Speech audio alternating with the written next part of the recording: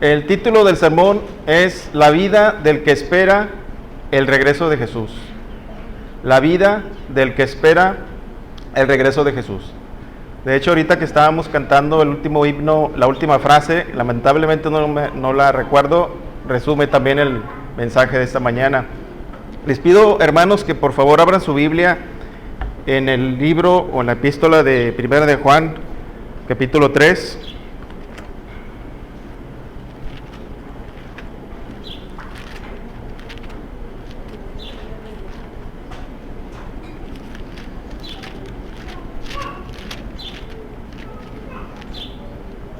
Vamos a leer, hermanos, y les voy a pedir un favor. Vamos a leer 2 versículos antes del texto, Primera Juan 3 al 3, es decir, vamos a leer 5 versículos, que es Primera Juan 2, 28, 29, y luego vamos a leer lo que sigue, versículo 1, 2 y 3. Recuerden que las divisiones en la Biblia no son inspiradas y bueno, son cartas completas. Entonces, síganme por favor con su Biblia para leer este texto. Y dice la Sagrada Escritura lo siguiente: y ahora, hijitos, permaneced en Él, para que cuando se manifieste tengamos confianza, para que en su venida no nos alejemos de Él avergonzados. Si sabéis que Él es justo, sabed también que todo el que hace justicia es nacido de Él. Mirad cuál amor nos ha dado el Padre para que seamos llamados hijos de Dios. Por esto el mundo no nos conoce, porque no le conoció a Él. Amados, ahora somos hijos de Dios, y aún no se ha manifestado lo que hemos de ser. Pero sabemos que cuando Él se manifieste, seremos semejantes a Él, porque le veremos tal como Él es. Y todo aquel que tiene esta esperanza, en Él se purifica a sí mismo, así como Él es puro. Vamos a hacer una oración, hermanos. Padre, gracias te doy en esta mañana por esta gran responsabilidad, Señor. Ayúdame, Padre, a predicar tu palabra fielmente, de manera que tu nombre sea exaltado y glorificado, y que tu pueblo, tu iglesia, pueda ser edificada también, Señor. Te ruego, Padre, que también concedas a mis hermanos mansedumbre, atención y humildad para recibir tu palabra. Ayuda, Padre, a que todos puedan estar atentos, Señor, en esta mañana, desde el niño hasta el adulto, y que puedan escuchar tu voz, Señor. Dependemos totalmente de ti, Padre, y te pedimos todas estas cosas y damos gracias en el nombre de Cristo Jesús. Amén.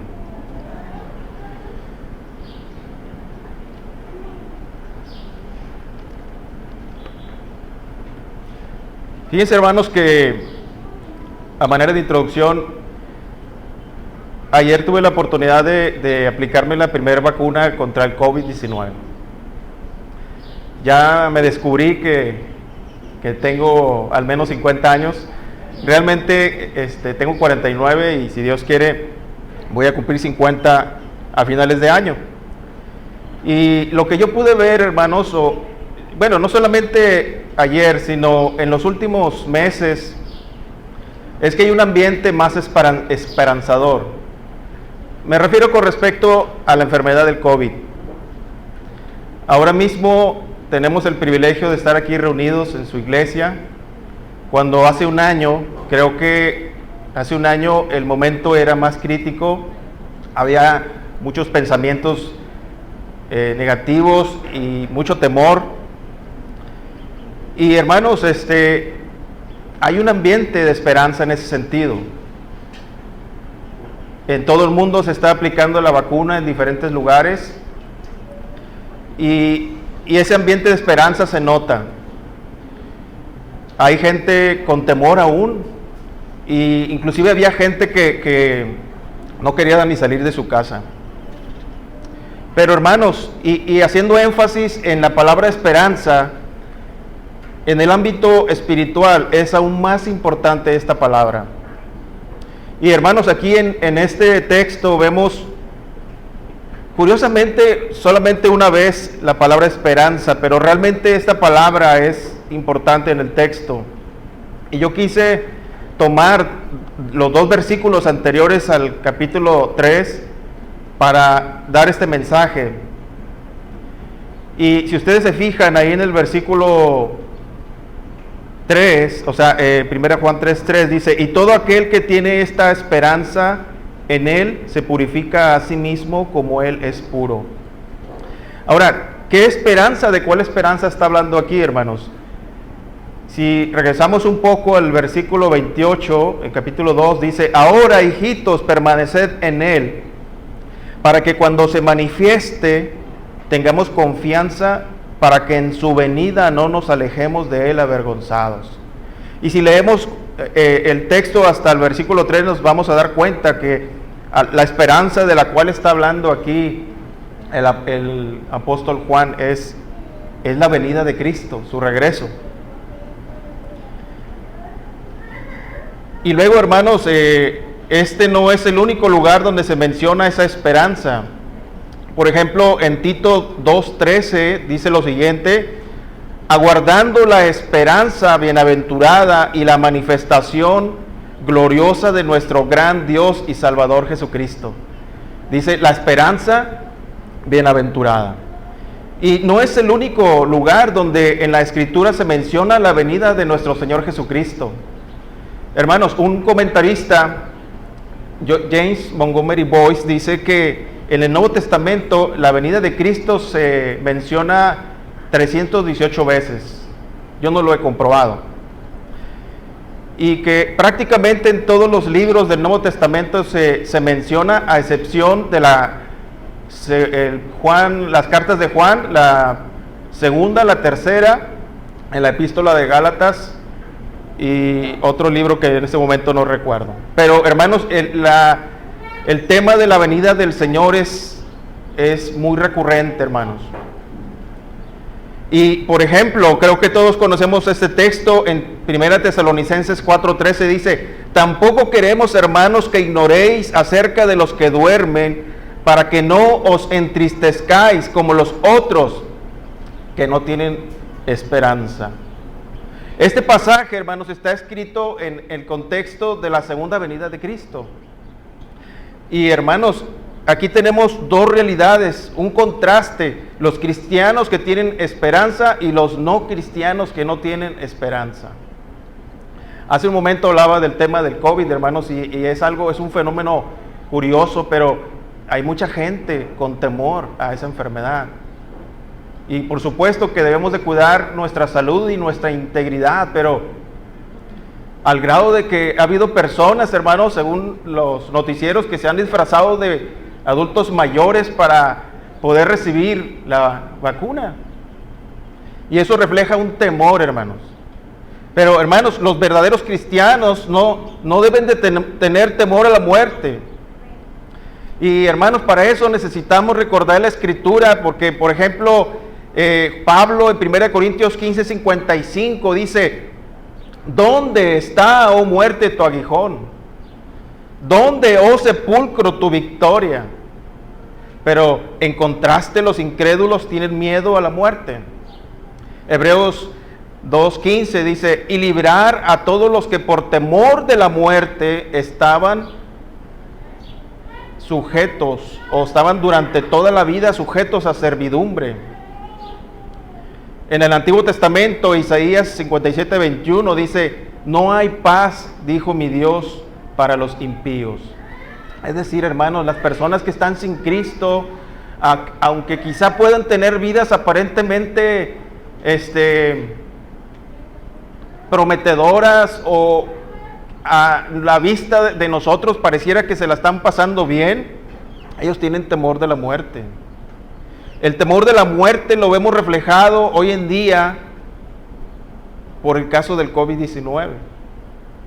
Hay algunos que retan la muerte, hermanos, o sea, que hacen cosas raras, como poner en riesgo su vida, pero en el fondo de su alma hay temor.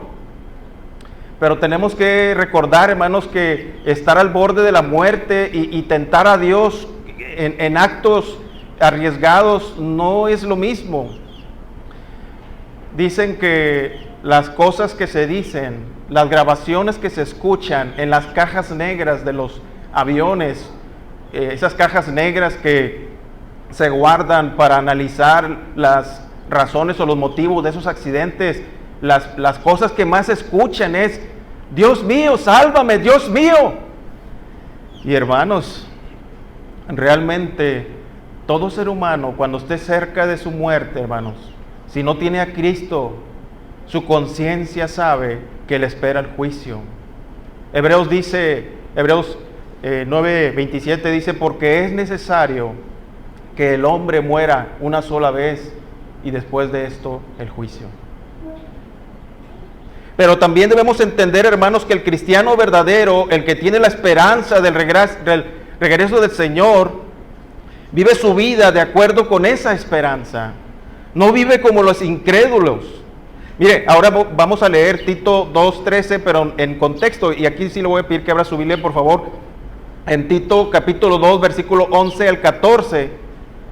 Tito capítulo 2, versículo 11 al 14. Y quiero que vean aquí, hermanos, ese versículo que mencioné hace unos momentos, donde habla acerca de la segunda venida de Cristo como la esperanza bienaventurada. Lo veamos en el contexto de la palabra. Dice Tito 2, 11 al 14: porque la gracia de Dios se ha manifestado para salvación a todos los hombres, enseñándonos que, y observen, renunciando a la impiedad y a los deseos mundanos, vivamos en este siglo sobria, justa y piadosamente, aguardando la esperanza bienaventurada y la manifestación gloriosa de nuestro gran Dios y Salvador Jesucristo, quien se dio a sí mismo por nosotros para redimirnos de toda iniquidad y purificar para sí a un pueblo propio, celoso ¿de qué? De buenas obras. Esto habla y exhorta y reprende con toda autoridad. Nadie te menosprecie, le decía Pablo a Timoteo. Y hermanos, hay muchos textos que hablan acerca de cómo viven los que tienen la esperanza de la segunda venida de nuestro Señor Jesucristo. Un ejemplo más, se los leo. Segunda de Pedro 3, versículo 10 al 11, dice: pero el día del Señor vendrá como ladrón en la noche, en el cual los cielos pasarán con grande estruendo, y los elementos ardiendo serán deshechos, y la tierra y las obras que en ella hay serán quemadas. Y observe lo que sigue: puesto que todas estas cosas han de ser deshechas, ¿cómo no debéis vosotros andar en santa y piadosa manera de vivir, esperando y apresurándonos para la venida del día de Dios, en el cual los cielos encendiéndose serán deshechos y los elementos siendo quemados se fundirán? Y aquí podemos ver, hermanos, que el apóstol Pedro y relaciona la conducta del cristiano con la segunda venida de Cristo. Así que, hermanos, observamos, todo cristiano tiene esperanza, sí, pero los que tenemos esta esperanza vivimos consecuentes con esta esperanza. Es algo en lo cual debe haber congruencia. Piense en esto, y invito a los niños a que piensen en esto también. Noé fabricó el arca de la salvación para él y su familia, pero los incrédulos murieron. Pero ¿sabía usted que Noé tardó al menos 100 años en fabricarla? ¿No es esto tener esperanza? ¿No es esto tener fe? Imagínense 100 años esperando, o más bien, esperando y trabajando en la fabricación de esa arca. Ahora piense en otros personajes, y para esto le invito a que en su casa lea Hebreos capítulo 11 acerca de personas como Abel, como Enoc, como Abraham, como Sara, como Isaac, como Jacob, como José, como Moisés, como los profetas, Jeremías, Isaías. Pregunta, ¿ellos eran perfectos? No, solo Cristo es perfecto. ¿Tenían ellos esperanza? Sí, hermanos. Su vida, aunque imperfecta, da testimonio de que eran hijos de Dios. Pero ahora preguntémonos, ¿qué pasó con Caín? ¿Qué pasó con el faraón? ¿Qué pasó con Herodes? ¿Qué pasó con Judas? Etcétera. Y hermanos, aquí hay personas como ustedes que también tienen esa fe, que son hijos de Dios. Porque hermanos, miren, en esta pandemia mucha gente ha apostatado, mucha gente se ha apartado, mucha gente se está apartando. Pero la esperanza en Cristo es lo que nos tiene aquí. La esperanza en Cristo es lo que nos mueve, hermanos. Aún el congregarnos en este día tiene que ver con la esperanza de la segunda venida de nuestro Señor Jesucristo. Y un versículo que muchos conocemos es este: no dejando de congregarnos como algunos tienen por costumbre, sino exhortándonos, y tanto más cuando veis que aquel día se acerca. El que usted esté aquí es significativo. Hágase una pregunta: ¿cuántas cosas sucedieron para que nosotros estemos aquí y no en otro lugar? Entonces el verdadero cristiano, al verdadero cristiano, hermanos, no le es indiferente la segunda venida de Cristo. Y para esto quiero que leamos otro texto más, hermanos. Segunda de Tesalonicenses 4:13 al 18. Segunda de Tesalonicenses 4:13 al 18.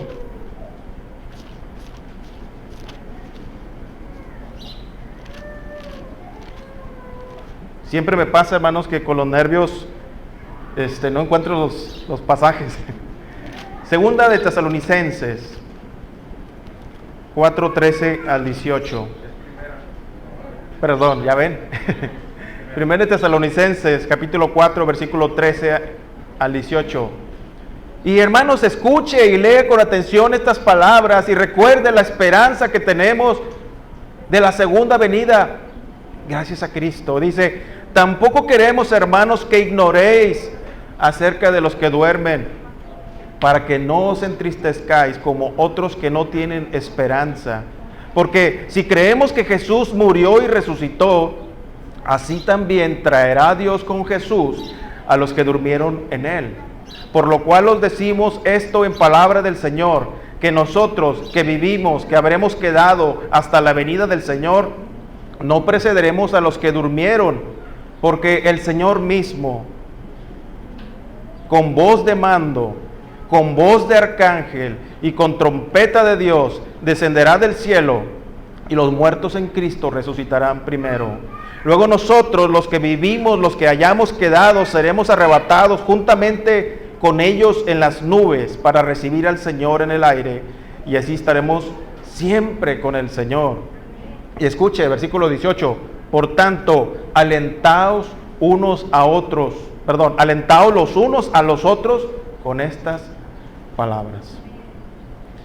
Hermanos, este no es un mensaje que hable específicamente de los últimos tiempos. Más bien estamos hablando de la esperanza bienaventurada que representa para el cristiano la segunda venida del Señor.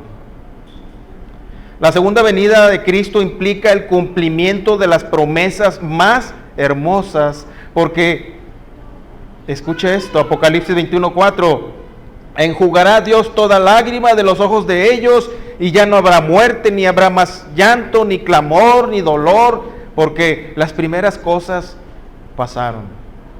Piensen en esto, hermanos: el creyente vive en la esperanza de ser transformado en semejanza a Jesús, y cuanto más contempla esta verdad, tanto más se purifica del pecado.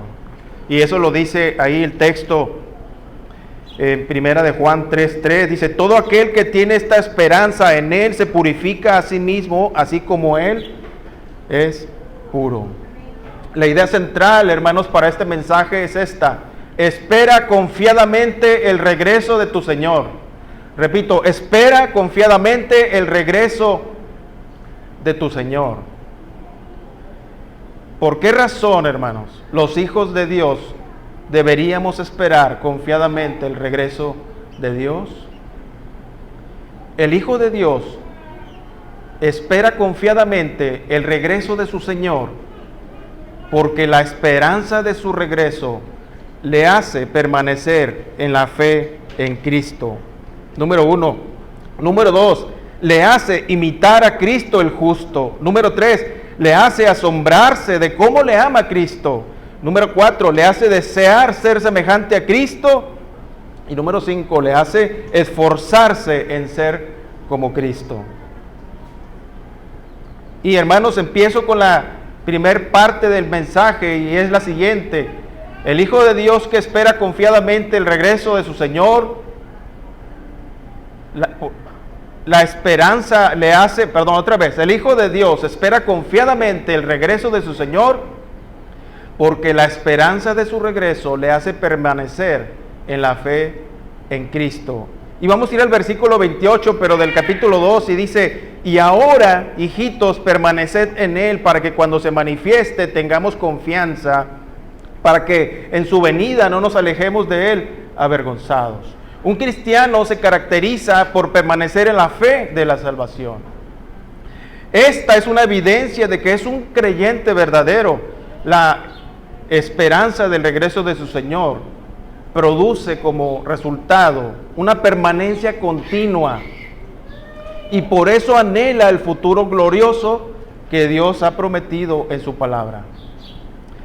El apóstol Pablo dice en 2 de Timoteo 4:8: por lo demás me está guardada la corona de justicia, la cual me dará el Señor, juez justo en aquel día, y no solo a mí, sino también a todos los que aman su venida. Hermanos, permanecer significa ser fiel a Cristo y estar firme en Cristo. Los que no permanecen son los que salen de la iglesia de Cristo y no tienen comunión con Él ni con los hijos de Dios. Aquí, hermanos, el apóstol Juan dice amorosamente: y ahora, hijitos, se dirige a creyentes en tono imperativo, dice: y ahora, hijitos, más bien en tono amorosos, permaneced en Él. Que esto sea un mandato de permanecer en la fe, es un imperativo, no es algo pasivo, sino activo que requiere de nuestro esfuerzo. Esta es la idea de Pablo también en Filipenses 2:12, donde dice: por tanto, amados míos, como siempre habéis obedecido, no como en mi presencia solamente, sino mucho más ahora en mi ausencia. Y escuche: ocupaos en vuestra salvación con temor y temblor. La permanencia es una evidencia de que hay fe salvadora y fe perseverante.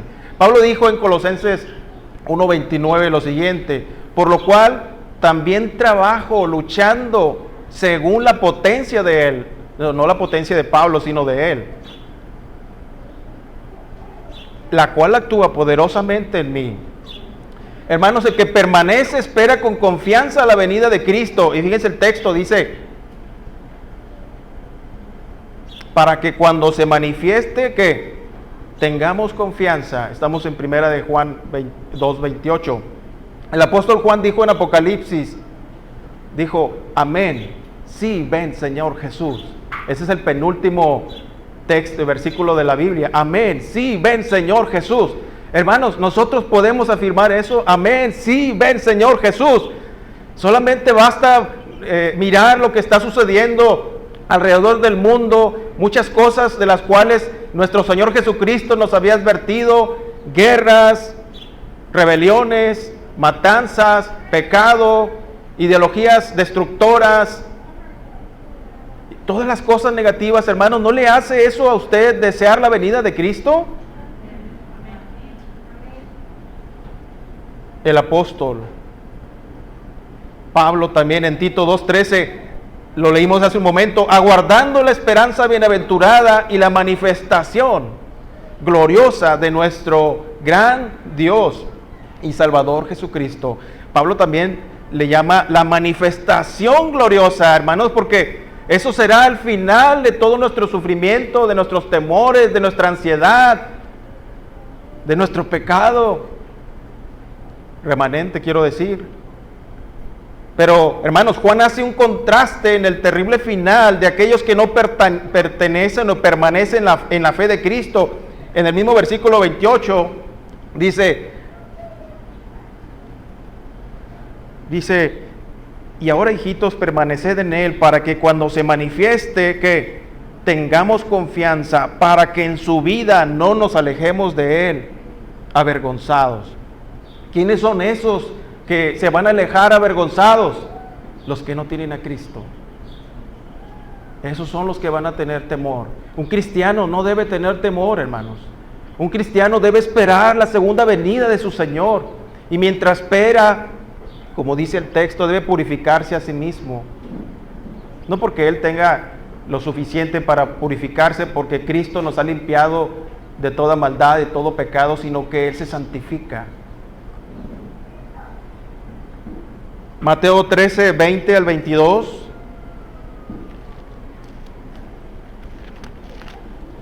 Mateo 13, 20 al 22 dice lo siguiente,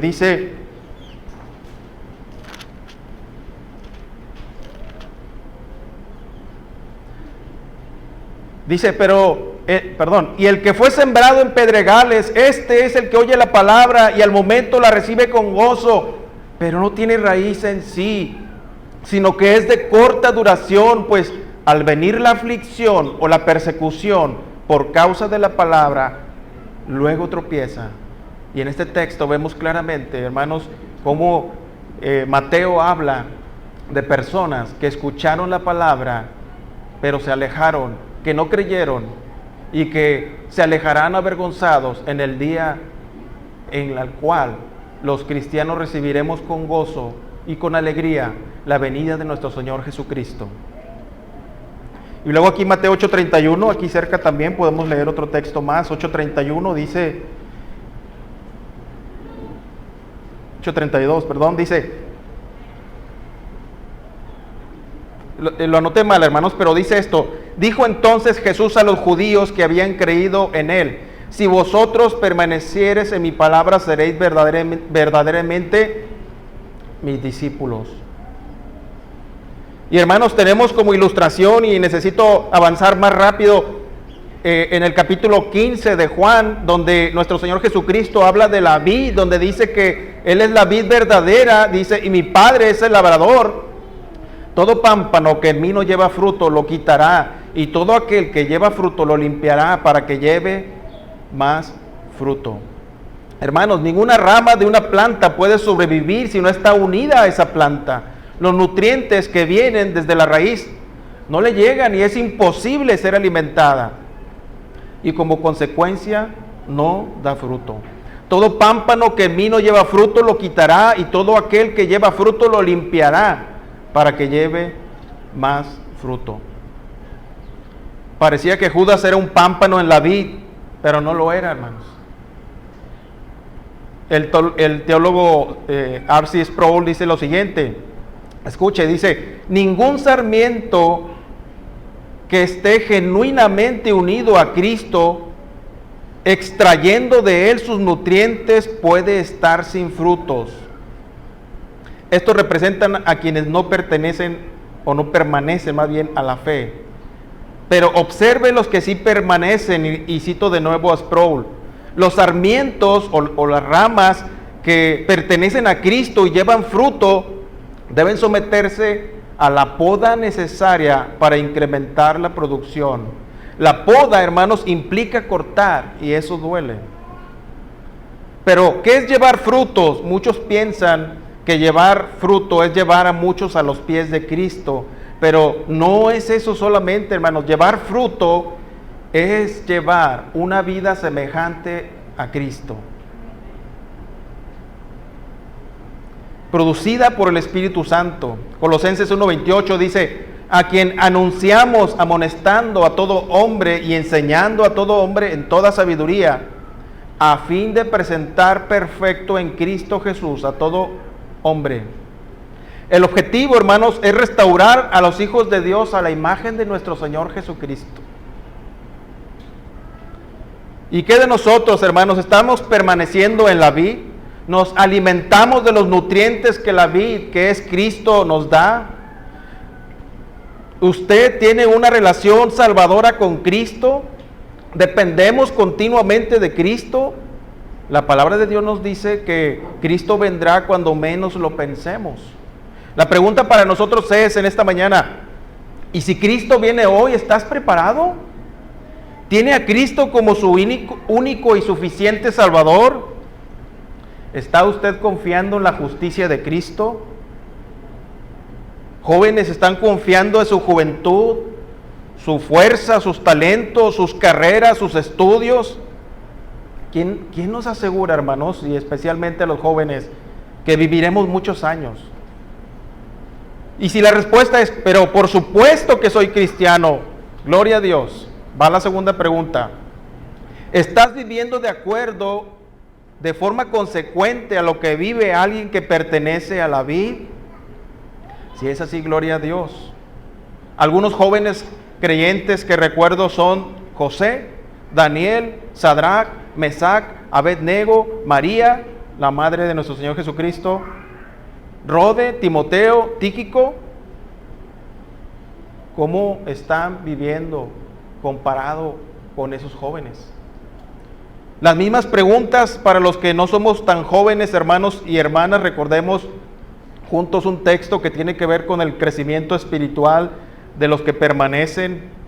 Hebreos 5:12, porque debiendo ser ya maestros, después de tanto tiempo tenéis necesidad de que se os vuelva a enseñar cuáles son los primeros rudimentos de las palabras de Dios, dice el autor de Hebreos, y habéis llegado a ser tales que tenéis necesidad de leche y no de alimento sólido.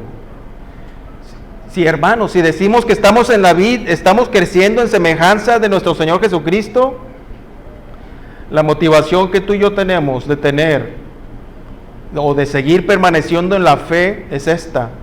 Romanos 12:1. Muchos de ustedes se lo saben de memoria. Así que, hermanos, os ruego por las misericordias de Dios que presentéis vuestros cuerpos en sacrificio vivo, santo, agradable a Dios, que es vuestro culto racional.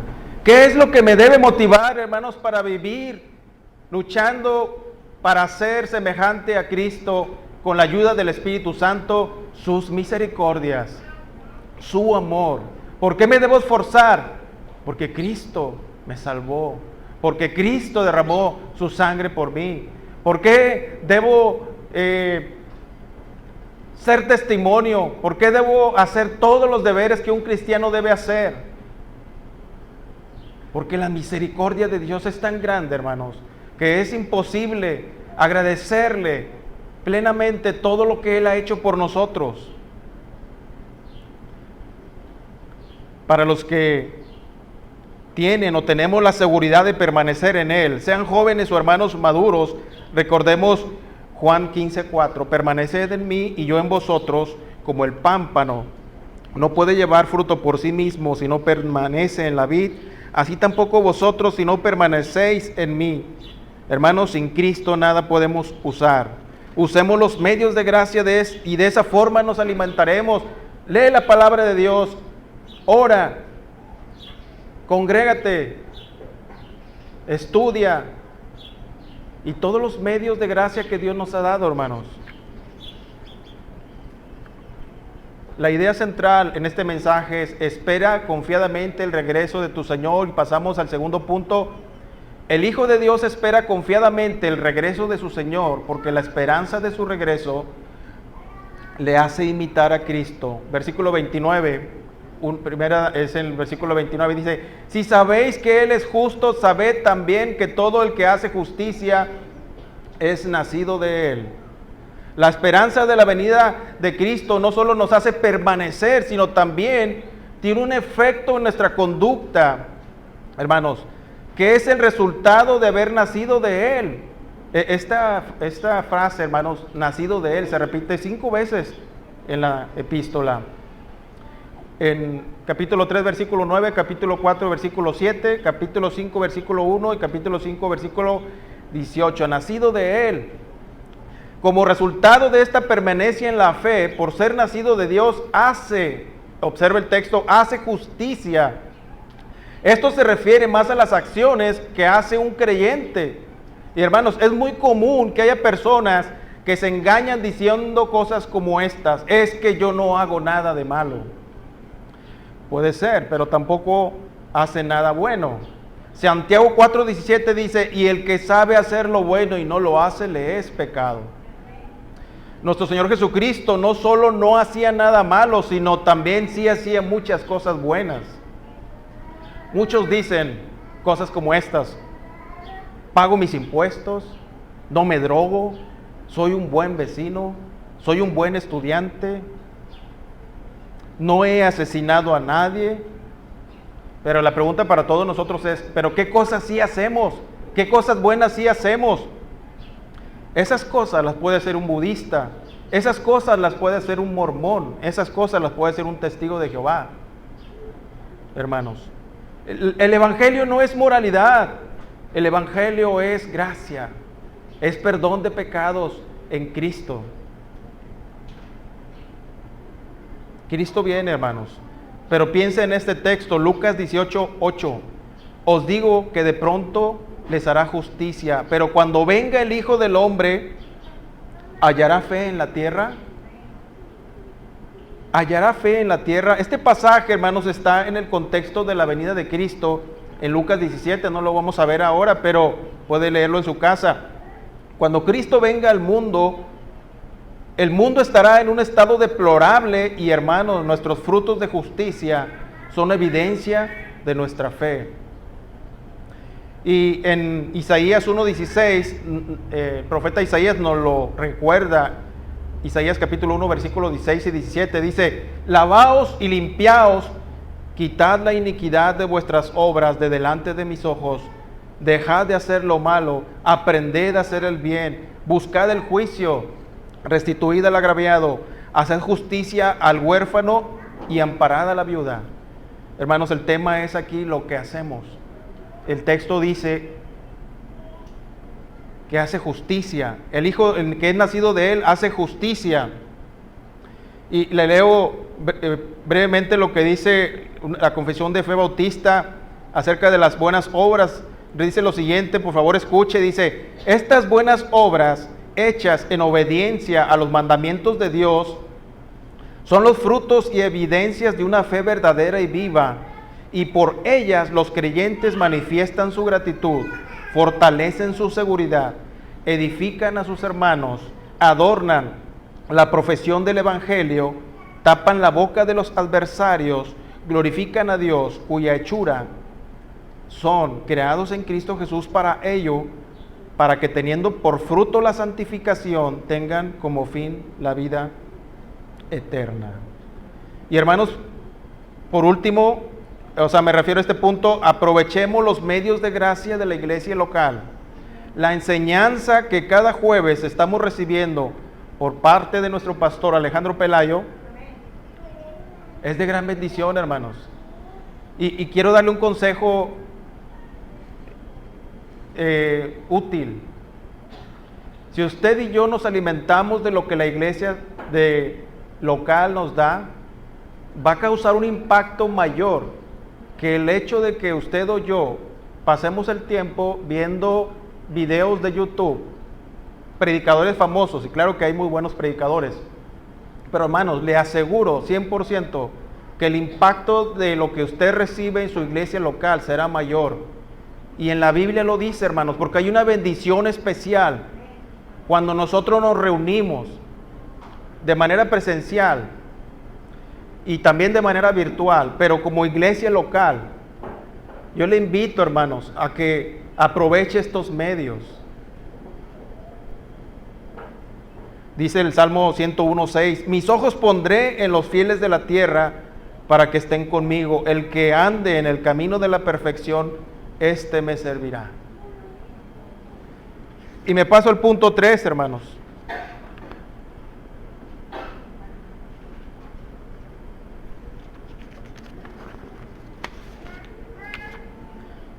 Le recuerdo la idea central. El Hijo de Dios espera confiadamente el regreso de su Señor.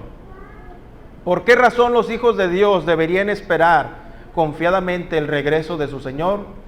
El Hijo de Dios espera confiadamente el regreso de su Señor, porque la esperanza de su regreso le hace asombrarse de cómo le ama a Cristo. La esperanza de su regreso le hace asombrarse de cómo le ama a Cristo. Versículo 1,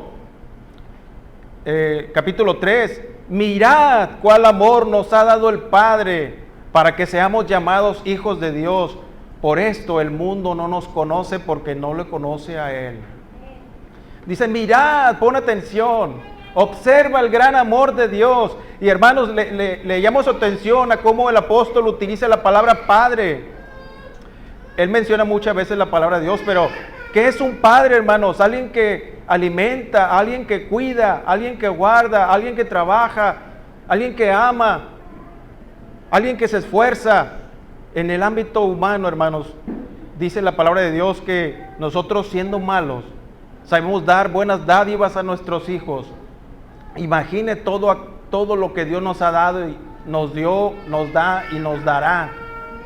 Hermanos, los mejores poetas, ni las personas más elocuentes serían capaces de describir y menos explicar el amor extremo que Dios le tiene a sus hijos. Y aquí tenemos un imperativo, un mandato. Mirad, es decir, pon atención, siéntate por un momento a meditar en el gran amor de Dios. Hermanos, cuando vemos las cosas creadas que Dios hace, los mares, el cielo, el espacio, las flores, cosas grandes y pequeñas, y toda su creación, nos tomamos un tiempo para verlos con detenimiento. ¿Cuántos de nosotros no hemos estado en lugares hermosos aquí en Nuevo León, cascadas, en el mar, en la playa, o simplemente observar una flor, un insecto, tantas cosas que Dios hace, hermanos, y nos pasamos ahí observando? ¿Cómo no mirar a ese Dios? ¿Cómo no mirar a ese Dios misericordioso que nos ha amado, hermanos? ¿Cuánto más grande es el creador de todas las cosas? Pero, hermanos, hay una cosa más impactante, o más bien la cosa más impactante del amor de Dios es que nos dio a su Hijo Jesucristo.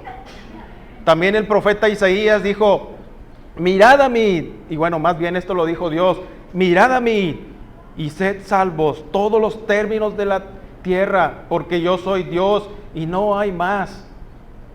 Solamente Cristo da salvación, hermanos. Y ese es el gran amor de Dios. Nosotros mismos hemos cantado un himno que se llama Contempla a Dios. Sí, lo hemos cantado, ¿verdad, hermanos? Contempla a Dios. Algo así como observar con interés, con detenimiento, una realidad maravillosa. Y hermanos, no hay una realidad más impactante para un hijo de Dios que el amor de Dios. Un teólogo define como un atributo el amor de Dios de esta manera. El amor de Dios quiere decir que eternamente Dios se da a otros. Y mire el versículo, hermanos, ahí en el versículo 1 dice, mirad cuál amor nos ha dado el Padre para que seamos llamados hijos de Dios. Y cuando dice mirad cuál amor, es como si estuviera usando un superlativo. O sea, es un amor que está fuera de lo normal, es un amor extremo, hermanos. Dios se entrega a sí mismo para beneficio de otros. Esa es parte de su naturaleza, el bendecir o hacer el bien a otros. Y aquí mismo en la carta, hermanos, en 1 de Juan 4:8 dice, Dios es amor. Y 1 de Juan 4:10 dice, en esto consiste el amor. No en que nosotros hayamos amado a Dios, sino en que Él nos amó a nosotros. Y escuche, envió a su Hijo en propiciación por nuestros pecados. Cristo recibió, hermanos, toda la ira que tú y yo deberíamos haber recibido. Y Pablo dice en Romanos 5:8, mas Dios muestra su amor para con nosotros, en que siendo aún pecadores, Cristo murió por nosotros, hermanos. El problema, hermanos, es que muchos todavía no entendemos lo que significa ser un pecador para un Dios santo. Que, hermanos, que Dios nos haya amado, aun siendo nosotros pecadores, es algo impresionante, porque Él es santo. Escuche Habacuc 1:13, muy limpio eres de ojos para ver el mal, ni puedes ver el engaño, decía el profeta Habacuc. Y Job en el capítulo 15, versículo 14 al 16 dice: ¿qué cosa es el hombre para que sea limpio y para que se justifique el nacido de mujer? Dice: he aquí, en sus santos no confía, ni aun los cielos son limpios delante de sus ojos. ¿Cuánto menos el hombre abominable y vil que bebe la iniquidad como agua? Y el Salmo 15:1 dice: ¿quién habitará en tu tabernáculo? ¿Quién morará en tu monte santo? Timoteo 6:16 dice: el único que tiene inmortalidad, que habita en luz inaccesible, a quien ninguno de los hombres ha visto ni puede ver, al cual sea la honra y el imperio sempiterno. Amén. Salmo 5, versículo 4 y 5. Porque tú no eres un Dios que se complace en la maldad, el malo no habitará junto a ti. Versículo 5, los insensatos no estarán delante de tus ojos, aborreces a todos los que hacen iniquidad. Otro más, Salmo 7:11, Dios es juez justo y Dios está airado contra el impío todos los días. Hermanos, seamos sinceros, ¿un pecador sin Cristo puede estar cerca de Dios? No. Hace unos días en México capturaron a un asesino serial de mujeres. Lo que le voy a leer es muy fuerte y crudo, pero es necesario que lo lea tal como lo narra la noticia. Y les pido una disculpa de antemano, hermanos, pero le voy a leer esta parte de la noticia. Parte de la información dice lo siguiente: Andrés Mendoza llevaba a sus víctimas a su domicilio en la colonia Lomas de San Miguel, en Atizapán de Zaragoza, Estado de México. En el sitio las torturaba, porque eran mujeres, y asesinaba con armas punzocortantes. Les arrancaba el cabello, las descuartizaba, según las evidencias encontradas. Las osamentas de algunas mujeres eran enterradas junto con las palas con las que cavaba en los hoyos. Algunos huesos fueron encontrados en la mesa. En su declaración aseguró que también cometía actos de canibalismo. Qué noticia tan espantosa, ¿no, hermanos? Sucedió hace unos días en México. Y le hago unas preguntas: ¿cuántas mujeres estarían cerca de esta persona sin saber lo que él hacía? ¿O a quién le gustaría ser vecino de esta persona? ¿O a quién le gustaría ser compañero de trabajo de esta persona? ¿O tenerlo de maestro de alguno de nuestros hijos? ¿Quién sería capaz de amar a una persona que hace esas cosas? ¿Cuál es el punto, hermanos? Escuche, por favor. Ante los ojos de Dios, el 3 veces santo, usted, joven, jovencita, hermano, hermana, somos peores que Andrés Mendoza, porque Él es santo, y aún así nos amó. Y no fue un amor cualquiera, hermanos. Escuche esto, y es un versículo que la mayoría de ustedes se saben de memoria. Juan 3:16, porque de tal manera amó Dios al mundo, que ha dado su Hijo unigénito, para que todo aquel que en Él cree no se pierda, mas tenga vida eterna.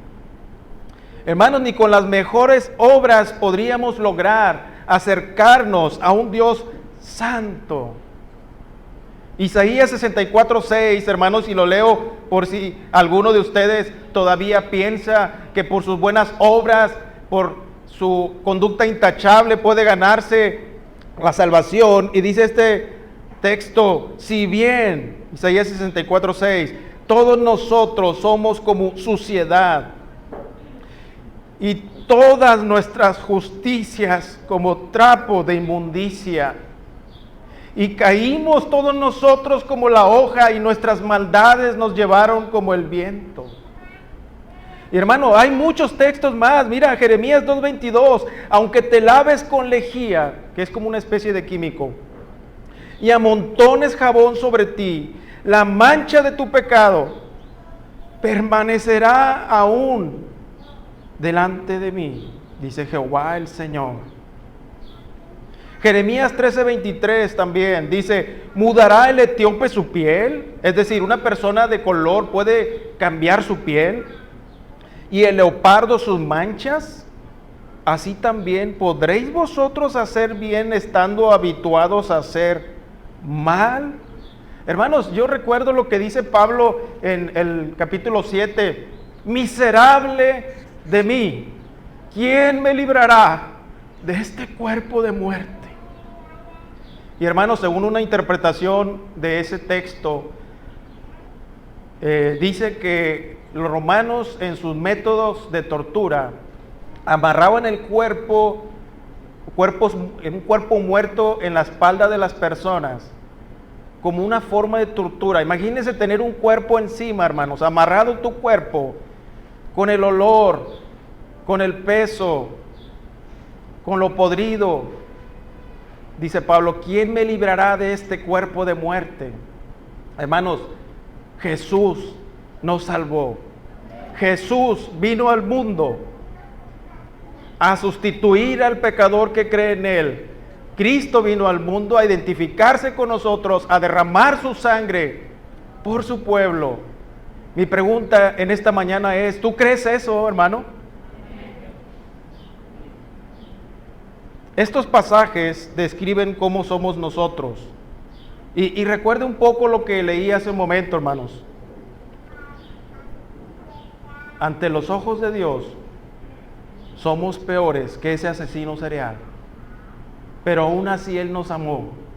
Y dice Efesios capítulo 1 que nos amó y nos eligió, nos predestinó antes de la fundación del mundo.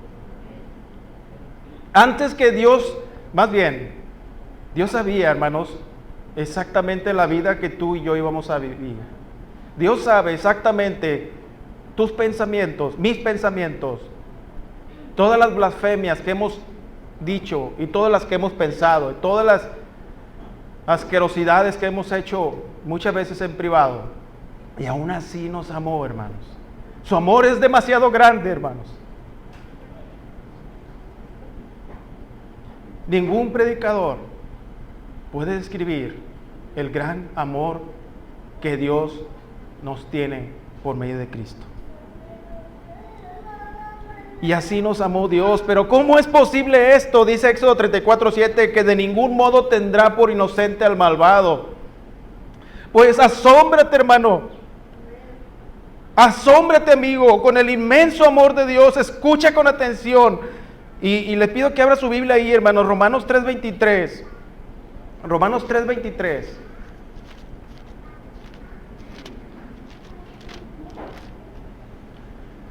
Dice, por cuanto todos pecaron y están destituidos de la gloria de Dios, siendo justificados gratuitamente por su gracia, mediante la redención que es en Cristo Jesús, a quien Dios puso como propiciación por medio de la fe en su sangre para manifestar su justicia, a causa de haber pasado por alto en su paciencia los pecados pasados, con la mira de manifestar en este tiempo su justicia, a fin de que Él sea el justo y el que justifica al que es de la fe de Jesús. Qué glorioso pasaje, hermanos. Y aquí no está hablando de una muerte física, está hablando de una muerte eterna, alejado para siempre de la presencia de Dios. Mira lo que fue necesario para que tú y yo podamos ser llamados hijos de Dios. No es tan importante que te llamen señor presidente, no es tan importante que te llamen gobernador, no es tan importante que te digan gerente, o no es tan importante que te digan ingeniero, doctor. Y qué bueno, ¿verdad? Si alguien tiene esas vocaciones, vienen de Dios, no vienen más, que todo viene de Él. Pero hermanos, no hay nada más grande que tú y yo seamos llamados hijos de Dios. Hijos de Dios, hermanos, eso es maravilloso. Eso que acabo de mencionar es temporal y terrenal. Pero ser hijo de Dios, hermanos, representa que hemos sido objetos de un amor enorme e incomprensible. Pero, hermano, piensa esto también. El mismo versículo dice: por esto el mundo no nos conoce, porque no le conoció a Él. No busques el reconocimiento del mundo, amigo. No lo necesitas. Necesitas dar a conocer a ese Dios de amor. Eso sí. Dice Juan 15:19: si fueres del mundo, el mundo amaría lo suyo, pero porque no sois del mundo, antes, escucha, yo os elegí del mundo, por eso el mundo os aborrece. Piensa en esto, hermano. Romanos 8:18: pues tengo por cierto que las aflicciones del tiempo presente no son comparables con la gloria venidera que en vosotros ha de manifestarse. Y te leo otro texto más para terminar con este punto, hermanos. Romanos 8:32, y escucha, dice: el que no escatimó ni a su propio Hijo, sino que lo entregó por todos nosotros, ¿cómo no nos dará también con Él todas las cosas? Y hermanos, nosotros estamos preocupados por la comida, por el vestido, por el trabajo, por nuestros estudios, pero estamos aquí para glorificar el nombre de Cristo. Creo que no me va a alcanzar el tiempo, hermanos, pero voy al punto 4. La idea central para este mensaje es: espera confiadamente el regreso de tu Señor. ¿Por qué razón los hijos de Dios deberían esperar confiadamente el regreso de su Señor? El Hijo de Dios espera confiadamente el regreso de su Señor porque la esperanza de su regreso le hace desear ser semejante a Cristo. Y voy a resumir estos dos puntos porque ya se me acabó el tiempo prácticamente, hermanos. Le hace desear y le hace esforzarse para ser como Cristo. No solamente le hace desear, mira, versículo 3 dice: y todo aquel que tiene esta esperanza, es decir, la venida del Señor en él, ¿qué? Se purifica a sí mismo, así como Él es puro.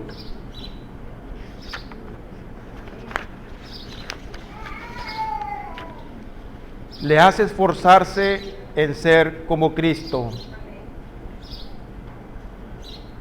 El que conoce la esperanza de la venida de Cristo no solo la desea, sino también trabaja o lucha por ser como Él. Se purifica a sí mismo, así como Él es puro. Está hablando de santificación, hermanos. No porque nosotros tengamos la capacidad de limpiarnos a nosotros mismos, porque claramente la misma epístola, 1 Juan 1:9 dice: si confesamos nuestros pecados, Él es fiel y justo para perdonar nuestros pecados y limpiarnos de toda maldad.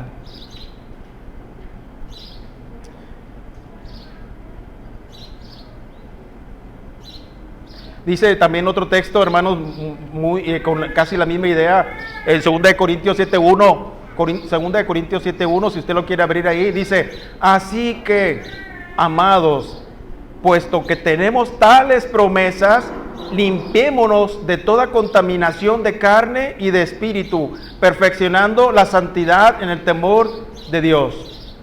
Hermanos, casi siempre que vemos que Pablo dice esas palabras, así que, es como si estuviera diciendo: en consecuencia de todo lo que yo te he explicado, de todo que te hemos demostrado por medio de la Escritura inspirada, cómo Dios te ama y cómo te ha salvado, así que,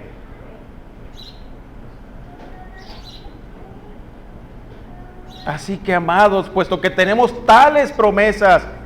Y hermanos, no sabemos la cantidad de promesas que se van a cumplir cuando el Señor regrese. Limpiémonos, no dice te voy a limpiar, dice limpiémonos de toda contaminación de carne y de espíritu.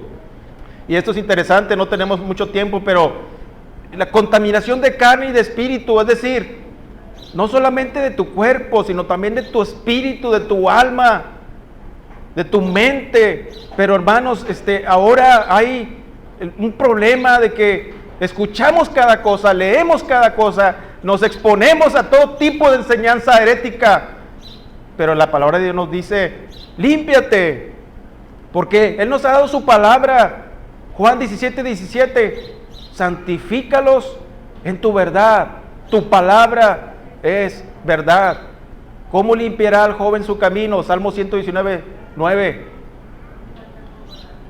Con guardar su palabra, con guardar su palabra. Pero si tú no vienes, si tú no lees, si tú no escuchas, si tú no aprovechas los medios que la iglesia local te pone, hermanos, le doy gracias a Dios por el pastor. Mira, en mi casa tengo muchos libros de teología y conozco muy buenos predicadores, pero nunca me había sentido tan edificado en las últimas semanas por estar participando en las enseñanzas que el pastor da. Y no lo digo porque lo esté adulando, porque estoy seguro de que muchos de ustedes saben que digo la verdad. El Señor dio dones a los hombres, son regalos. Yo veo el esfuerzo del pastor y de su familia y de muchos de ustedes, hermanos, para eso. No desaprovechemos, no menospreciemos. Esta es la iglesia local. Este es el lugar donde vas a tener la bendición más grande. Ezequiel 36, 25 y 26. Voy a leer esto, hermanos, y voy a concluir. Les pido que por favor abran su Biblia ahí. Ezequiel 36, 25. Ezequiel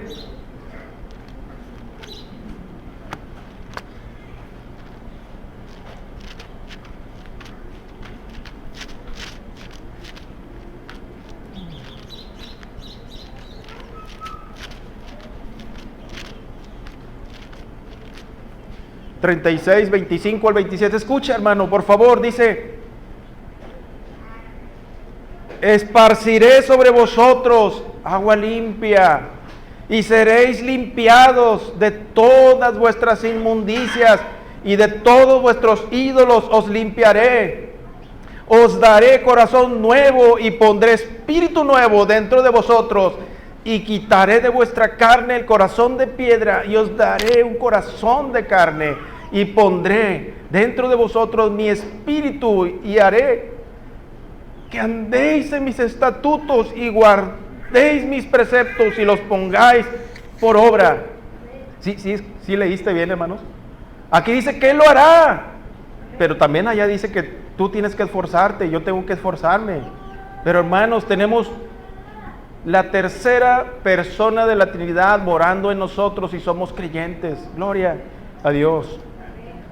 Voy a concluir. Filipenses 2:15 dice: para que seáis irreprensibles y sencillos, hijos de Dios, sin mancha, en medio de una generación maligna y perversa, en medio de la cual resplandecéis como luminares en el mundo. Hermanos, Dios nos llama a resplandecer, Dios nos llama a ser luz, Dios nos llama a ser sal de la tierra, la que preserva. No estamos viendo cómo están las cosas alrededor, hermanos. Y voy a concluir, hermanos, solamente repitiendo las 5 cosas que les quiero comunicar. La idea central para el mensaje es espera confiadamente el regreso de tu Señor. ¿Por qué razón los hijos de Dios deberían esperar confiadamente el regreso de su Señor? El Hijo de Dios espera confiadamente el regreso de su Señor porque la esperanza de su regreso le hace permanecer en la fe en Cristo, le hace imitar a Cristo el justo, le hace asombrarse de cómo le ama a Cristo, le hace desear ser semejante a Cristo y le hace esforzarse en ser como Cristo. Vamos a orar. Padre, te damos gracias por tu palabra, gracias por el gran amor que tú nos has tenido en Cristo. Señor, ayúdanos a vivir de una manera consecuente o congruente del gran privilegio que tenemos de ser llamados hijos de Dios. Gracias, Padre, gracias. Dios, Padre, bendito seas, Padre. Tuyo es el imperio, la gloria y la honra. Gracias te damos en el nombre de Cristo Jesús. Amén.